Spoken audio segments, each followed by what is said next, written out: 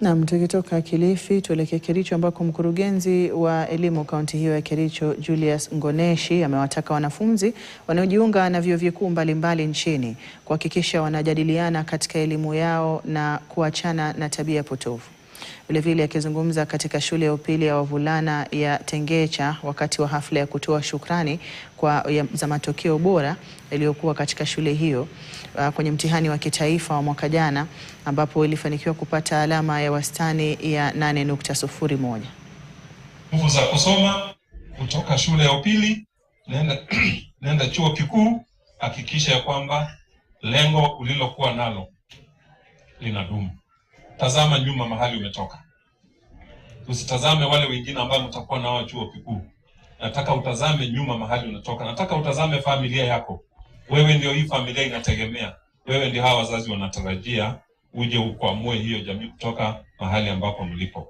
Wanafunzi wanaendelea, wakati ni huu na wakati ni sasa. Shule ya Tengecha itakupatia fursa ya wewe kuweza kuzingatia ama kuzoa ndoto zako.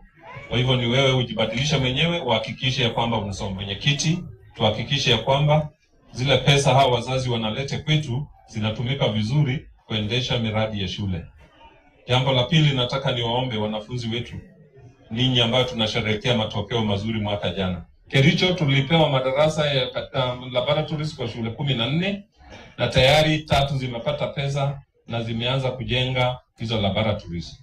Lengo la serikali ni kuhakikisha kwamba shule zetu zote ziko na vifaa vya kutosha, kuhakikisha kwamba wanafunzi wetu walio shuleni wanasoma. Taarifa hiyo inanifikisha tamati mwa taarifa hizi za Mbiu ya KTN. Kwa niaba ya wote waliofanikisha taarifa hizi, shukran kwako kwa kuwa nami hadi tamati. Nimekuwa wako Hadia Mwasiwa na mwenzangu Millicent Randa amekuwa akitafsiria taarifa hizi kwa lugha ya ishara. Hadi wakati mwingine insha Allah, kwaheri.